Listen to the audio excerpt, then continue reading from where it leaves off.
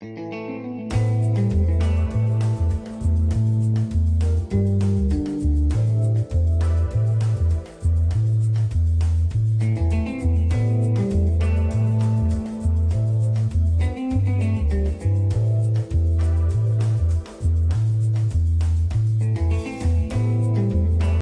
to you from the mobile Hudson Media Group studio, right here in the Uribe compound, this is Talking Politics, and I am the professor, Fernando Uribe. There's a lot to discuss, so let's get started. Here's what I'm thinking about right now. And folks, it shouldn't surprise anybody, but Hillary Clinton continues to be totally tone deaf. And it showed this week with her recent endorsement of the former vice president and the presumptive nominee for the Democratic Party, Joe Biden. And of course, to no one's surprise, there's Hillary endorsing Creepy Joe. Now, that really shouldn't surprise you considering the fact of who she's remained married to after all these years.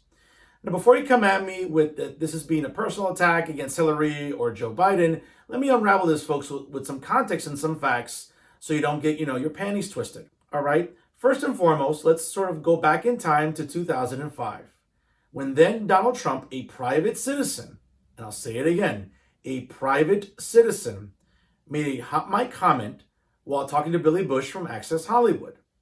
Now, we all know what the comment was, folks, and for years, people who hate the president have always sort of harped on this specific moment from 2005, saying that this is a guy who takes pride in grabbing women by the blank. Well, folks, here's a little bit of a news flash for you and a spoiler. Literally and figuratively, that's not possible. You just can't go grab blank the way the president has stated, again, during a joke with Billy Bush after his interview on Access Hollywood. Okay? And I'm not trying to minimize it, folks, but let's be honest. It seems like a lot of you are fixated on this one moment from 2005 when, again, Donald Trump was a private citizen. He wasn't an elected official. He was not serving in the United States Senate for over 30 years. And even during, his time as vice president, for 8 years, Joe Biden has a long list of very creepy moments and awkward moments with women. Folks, let's be honest. You can go on YouTube and see for yourself. Whether it's sniffing women's hair, awkward hugs, or touching. Let's be fair, ladies and gentlemen. It's out there, okay? And to dismiss it and just say, oh, that's just Joe being Joe, well, again, it just shows how intellectually dishonest you are. And of course, we'll get to the liberal media in a moment because they're just as complicit in the hypocrisy I'm about to discuss. Now, of course, in the years since Donald Trump made those comments in 2005, many of his detractors have always pointed to this moment as something that reflects on his character. Folks, I've talked about it on this show repeatedly. Are there moments that the President of the United States lacks decorum? Yes. Are there moments that the President of the United States lacks civility? Yes. Are there moments that Donald Trump is not acting presidential? Yes, I've talked about this repeatedly. I've appeared on online news shows providing commentary where I've made the same assertions. So this is not hearsay, this is not speculation. There's plenty of transcripts out there to verify it. So I certainly have voiced my opinion as it pertains to having, objections to the president's character. Okay? But back in 2005, when he was a private citizen, okay, listen, was it a sexist comment? Sure. Was it something unnecessary? Yeah, probably. But is it something to sort of, harp about, 15 years later? No, it's not, because he did it when he was a private citizen. Okay? And folks, I cannot say this enough. For a lot of you that don't understand humor or jokes, again, I will say it clearly and conclusively, literally and figuratively, folks, you cannot do what the president joked about. You just can't. It's not like grabbing a tennis ball. It's not like grabbing a doorknob. It's not like grabbing your remote to turn on your television, okay? It just doesn't happen, okay? So for a lot of you that decide to harp on this, it's lunacy, and it makes you look foolish. Because 15 years later, for all the outrage you've shown about Donald Trump, right, alleging that he could do this, which he never claimed he did, he just said it in a joke. And of course, there have been some allegations over the years since then, which have never been proven, which have never bear fruit, okay? For whatever reason, you decide to be fixated on it. But once again, 15 years later, when there is conclusive evidence that Joe Biden, or let's be honest, Creepy Joe, has demonstrated some very questionable behavior, I think really is undisputed. Now, as I've talked about it before, during his Senate years, it's been alleged by former staffer Tara Reid that the former vice president touched her inappropriately and even perhaps sexually assaulted her. Now, she has shared that story with others, and slowly but surely, it's being corroborated. But you know what's interesting, though? The liberal media isn't taking Joe Biden to task on this. But do you remember who they did take to task? Let me take you back in time to September 2018, when Brett Kavanaugh, the former federal judge who was nominated by Donald Trump to the U.S. Supreme Court, was crucified, vilified, and absolutely thrown to the fire by Democrats and liberals, and even some of the hypocrites in the Me Too movement, right? Because they all went in front of a camera and went repeatedly on verbal tirades when it pertained to Brett Kavanaugh. And do you remember all of that nonsense, folks? As it pertained to Christine Blasey Ford, who, let's be honest, she can't remember what she had for lunch yesterday, much less what happened 30 years ago. And no one can corroborate her story. But yet the liberal media jumped on it, and it was night and day on my newsfeed. Okay? And thankfully, Brett Kavanaugh stayed in this, and he was subsequently appointed by the U.S. Senate. But not without being, again, hung out to dry by many liberals and Democrats who now are coming conveniently to the aid of Joe Biden. It's interesting, though, folks, that back in 2018, that due process and the presumption of innocence wasn't extended to someone like Brett Kavanaugh. But today in 2020, it's completely being extended to the former vice president. Do you find that funny? Do you find that shady? Well, I do. And for a lot of people on my newsfeed who went on tirades, who even went as far as unfriending me because that's just petty behavior, for voicing the obvious, in which I do every single week, not just here on this program, but on my social media posts. Well, where's your outrage now? Where's the outrage by Planned Parenthood, by the National Organization for Women, by the Me Too movement? Where is all of the outrage that I saw you, ladies and gentlemen, extend back in 2018? Where is it now for Joe Biden? Not like anything else. If you remember, Joe Biden in September 2018 said, yeah, we should believe all women. Well, you know what, Joe? You need to practice what you preach.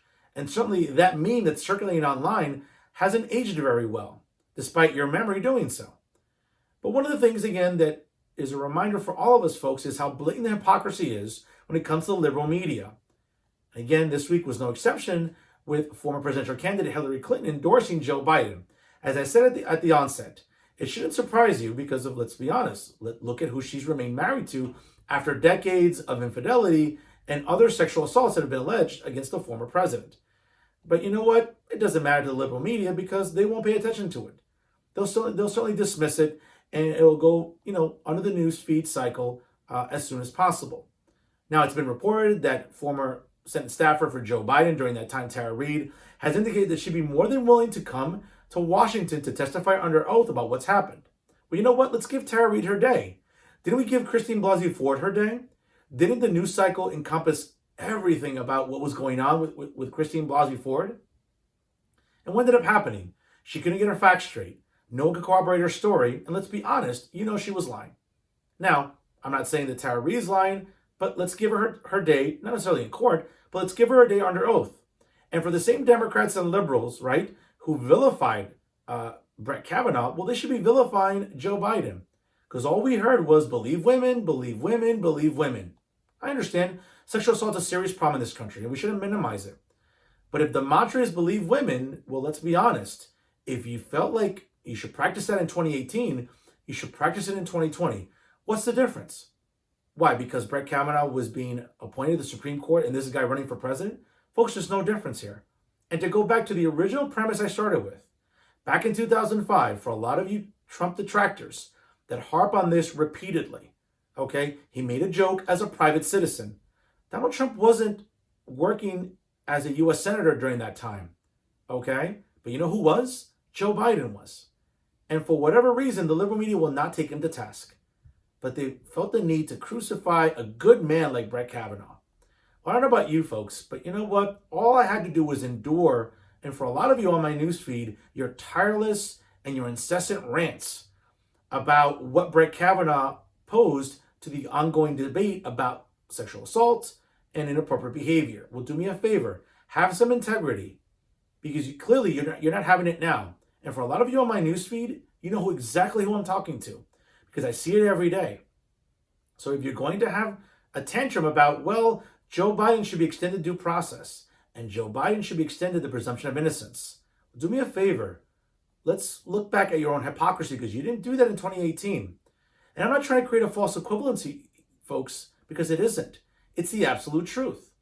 And to say nothing of the fact that you'll continue to sort of harp on the president's comments from 15 years ago. Again, when he was a private citizen, he was not an elected official. He was not working in Congress, much less the United States Senate. But you know who was? Joe Biden. Now, whether or not these allegations by the former staffer, Tara Reade, materialize and ultimately are proven correct, well, that remains to be seen.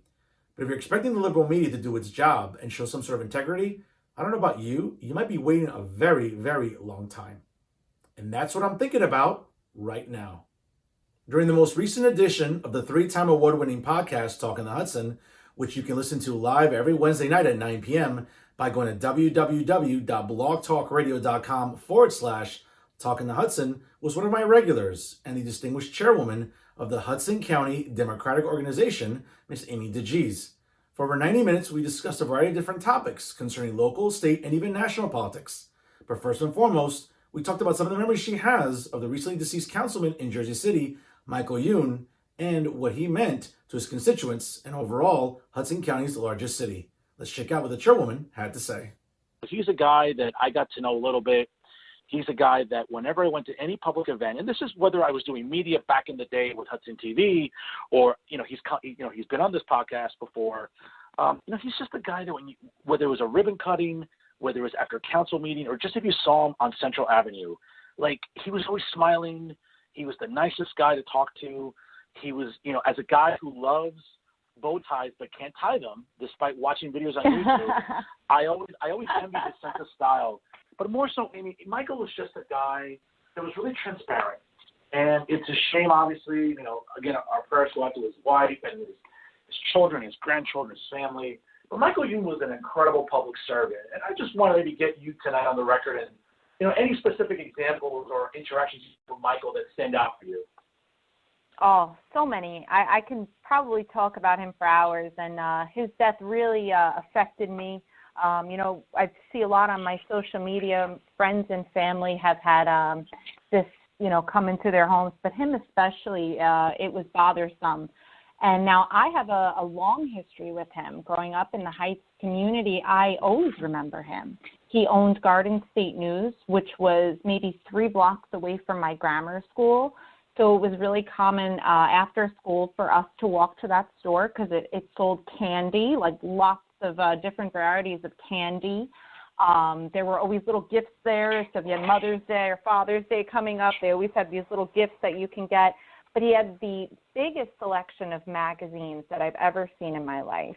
And I didn't realize this till years later, what an amazing man he was. But we would go in there, myself and my girlfriends, out of school, and we would buy a piece of candy, and we would go through the magazines. And we didn't have a lot of money, so we could only buy the magazines we really thought would be worth our while.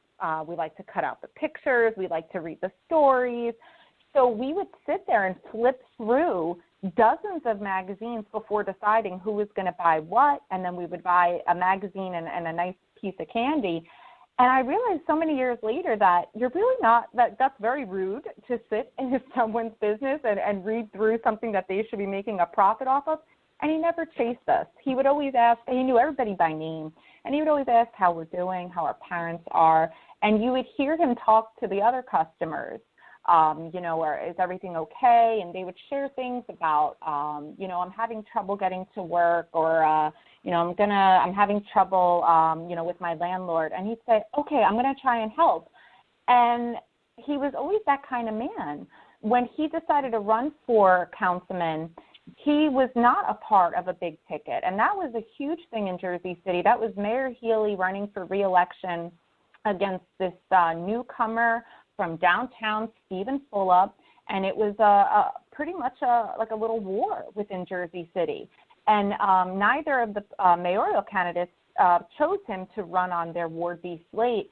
And for many people, he was beloved and really respected, but there was obviously a bit of a language barrier. He had a very thick accent, which was difficult for some of the senior individuals. And he was a businessman and not necessarily a staunch advocate for, progressive issues or anything like that. And he won. And he converted that Garden State News store into a constituent club. And it was open all of the time for people to come in and ask him questions and get some sort of municipal service. And he kept that up. And I was always just so enamored by that dedication to just not just issues and good policy and good governance, but to people. He humanized himself, and he connected directly with anyone who he came in contact with. So he was not a typical politician, but he served so well, and he was independent. He wasn't there to fight with anyone or to embarrass anyone or be against them because they weren't with him. He would vote his conscience. And I think it set a great example for leadership. Without a doubt, Michael Youn left a lasting impression on everyone he came into contact with, especially the Hudson County Democratic Organization Chairwoman, Amy DeGise. Secondly, we talked about the recent developments of the primary here in the state of New Jersey, and more specifically in Hudson County, being moved to Tuesday, July 7th. Without a doubt, it's raised some backlash and some concerns among registered Democrats in the county. And of course, the chairwoman had a lot to say about some of the attacks she's been enduring on social media and much more. Let's check out what she had to say. But, what are the plans right now that you can share with us about what the ACDO is doing when it comes to July 7th? Because I'm sure people have questions. I'm sure they've bombarded you with, hey, how are we going to vote? Yes. What are we going to do? So if you could tell our audience tonight any updates on that. Absolutely, and thank you, because getting out and disseminating information on this is of the utmost importance, and right now we have really limited ways to do that. And this was another thing that was misconstrued, like I was talking about, that I wasn't rooting for a vote-by-mail election and that I was putting people's lives in danger. But the county and, our organization and other organizations are really not prepared for this. New Jersey has never, had an undertaking like this before, and there are numerous issues that we have to address, one being the cost, both on the county side and the organization side, from printing and proofing and postage, and then just doing voter outreach to allow them to know this. And, the criticism I got, again, by saying the culture of the vote by mail is Hudson County, a county that's been known or, kind of stigmatized for corruption. Its most diligent voters do not vote by mail because they associate it with voter fraud or previous disenfranchisement.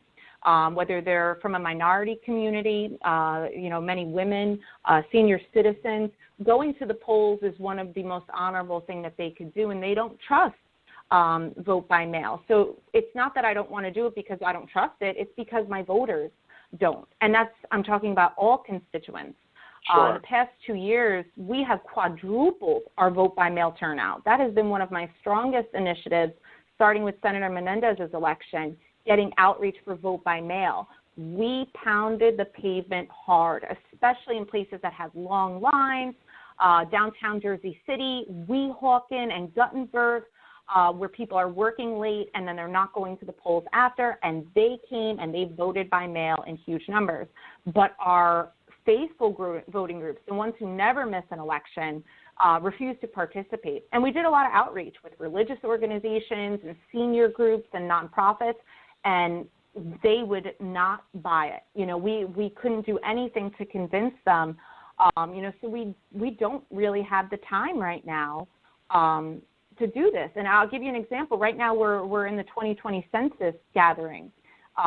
The county, the state, each municipality has done their own outreach for over a year at this point on how we're going to get a higher complete response rate. As of today, we have 40% of Hudson County has responded to the census. That's with over a year of planning and millions of dollars in grant funds to help support it. So time is against us right now. People change addresses frequently in Hudson County. People live in multi-story dwellings where it's hard to, identify apartment numbers and things like that. People change their party affiliation, and a lot of these things are done in person. I think that for many voters, this is the last thing that they're thinking of. They're thinking about homeschooling their kids and getting their work done at their dining room table, and how to take care for the family member who's, struggling with flu-like symptoms and can't go to the hospital. They're not thinking about, I have to contact the county clerk's office and change my affiliation, and I have to update my address. Whereas if you had the in-person voting, you could solve those problems face-to-face. You show up at the wrong polling place, you could vote provisionally. Your signature doesn't match up, a poll worker contacts the Board of Elections and they come down and help you. Overall, it was a very interesting episode, which lasted well over 90 minutes. And once again, you can listen to it in its entirety by going to www.blogtalkradio.com/Talking the Hudson. And now to some local stories for your consideration. And we'll start off with Jersey City. And a shout out to Corey McDonald with Hudson County View for the following report. There seems to be some backlash online as it pertains to residents in Ward D and who ultimately will be filling the seat of the late Michael Youn.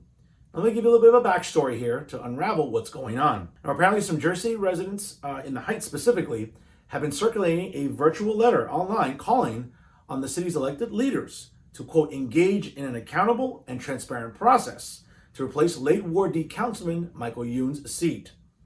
Now, of course, the letter did circulate last week, and it's been signed by approximately over 200 people, according to some of the authors that have confirmed this online. The letter has gone on to say, quote, Councilman Youn's tragic passing on April 6, 2020 from COVID-19 will reverberate throughout Jersey City for years to come, but his spirit of open government should be honored by the council. Now, in recent developments, we've learned that former Board of Education trustee candidate Yusef Saleh has been selected by the City Council to fill out the remainder of the term left by Michael Youn. Now, without a doubt, that has generated some considerable discussion online as to whether or not the process has been transparent. Of course, just to give you some more information here, folks, what seems to have happened by many readers online and also many users of social media has been whether or not the City Council has been open and honest about what went into the process of selecting Yusef Saleh. Now, without a doubt, we'll certainly delve into this in the weeks and months ahead, and you'll be happy to know that Yusef will indeed be a guest on the podcast coming up in the next few weeks, so you'll definitely want to stay tuned for that one. Here's a story that affects us all, not just only in Hudson County, but throughout the Garden State, and ultimately it deals with Governor Phil Murphy's timeline as to when to reopen the economy here in New Jersey. Now, in recent news outlets, it's been reported that the governor has warned that the state indeed faces financial Armageddon, where there's a very real possibility of the state's inability to pay police officers, teachers, firefighters, and other first responders as a result of the economic chaos presented by the COVID-19 pandemic. Now, the governor earlier this week did lay out some details as to when the lockdown can be eventually lifted here in the state of New Jersey. And even as he warned of a financial Armageddon, as it pertains to teachers, firefighters, first responders, and even police officers not being paid on time, regardless of that, there's still a lot on the plate for the governor to consider. Now, the current stay-at-home order does indeed remain fully in place until further notice, but the governor did hint at loosening some restrictions, and you'll be seeing that in early May with the opening of state parks and golf courses, of course, with reasonable restrictions and, of course, responsible social distancing being practiced by New Jersey residents. He also went on to say that, quote, schools might also reopen before the end of June, and there's indeed a chance we could get back in school in interviews he gave to local news outlets. Of course, hours later at a media briefing, the governor also laid out broad metrics that can be used to determine when and how businesses can indeed begin to reopen here in the Garden State. Now, he said the approach required success on several fronts. First and foremost, a 14-day decline in any new coronavirus cases and hospitalization rates. It also includes expanded testing, a robust ability to trace people who have had contact with those infected with the virus, and an increased availability of places such as hotels where the sick can be remain in isolation free of charge. A plan needs to be rushed nonetheless, and if it doesn't, it could also fail, according to the governor's office. When pressed on the timeline that the governor is hoping to implement, he was very non-committal, but suggested that it could come by Memorial Day, even as many of us know is indeed the unofficial start of summer.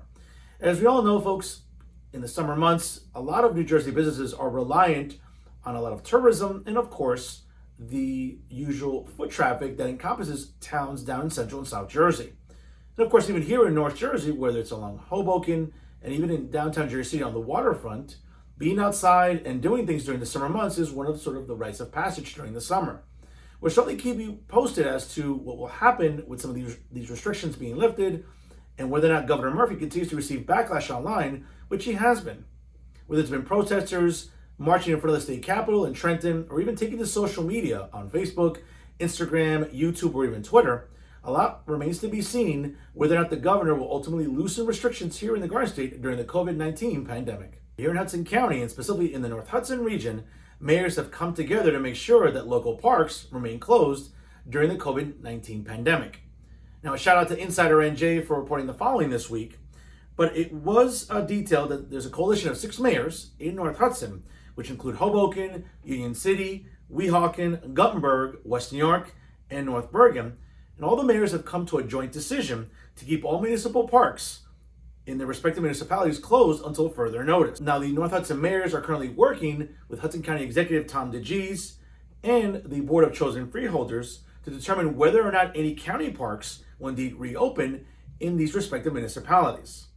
Now, earlier in the week, as I just alluded to previously, Governor Murphy has announced that state parks will reopen during the early parts of May, again with social distancing and other measures remaining in place, while leaving the option of county parks up to their discretion of the counties themselves. Now, municipalities have maintained jurisdiction over their own parks as to whether or not to keep them closed or to keep them open during the COVID-19 shutdown. Now, below is certainly a statement that I want to read to you from the mayors that came together here in North Hudson, which include Mayor Ravi Bala, Mayor Brian Stack, Mayor Wayne Zitt, Mayor Nick Sacco, Mayor Gabriel Rodriguez, and Mayor Richard Turner. And it reads as follows. Quote, as mayors in the most densely populated county in the country with over 14,000 COVID-19 infections, we strongly believe that leaving all municipal parks closed in our respective cities is in the best interest of public health. While we are planning for the eventual reopening of our parks and know how important they are to our residents, we remain concerned about the potential overcrowding and enforcement of social distancing. Out of the abundance of caution, we made the collective decision to keep our municipal parks closed until further notice. We thank Governor Murphy for working with us to allow each city to make these respective decisions, and we look forward to collaborating with County Executive Tom DeGise and our freeholders to make final decisions on county parks by the end of next week. And that's our show for this week. To check out all the excellent programming brought to you by the Hudson Media Group and NJ On Air, please check out their websites, www.hmgtvshows.com, www.livestream.com/hmgtv, and www.njonair.com. Don't forget to like the Hudson Media Group and NJ On Air on Facebook and follow them both on Instagram and Twitter. As a reminder, live every Wednesday night at 9 p.m., you can always listen to the 3-time award-winning podcast, Talking the Hudson, by going to www.blogtalkradio.com/Talking the Hudson. You can download the episode and listen to it on any PC, Mac, smartphone, or tablet. So while you're home under quarantine, enjoy some of the recent episodes, and I certainly welcome your feedback. And never forget, folks, if it's unbiased, unfiltered, and unafraid, you know it's always talking politics right here with the Hudson Media Group and NJ On Air. I'm Fernando Uribe. Thank you so much for watching.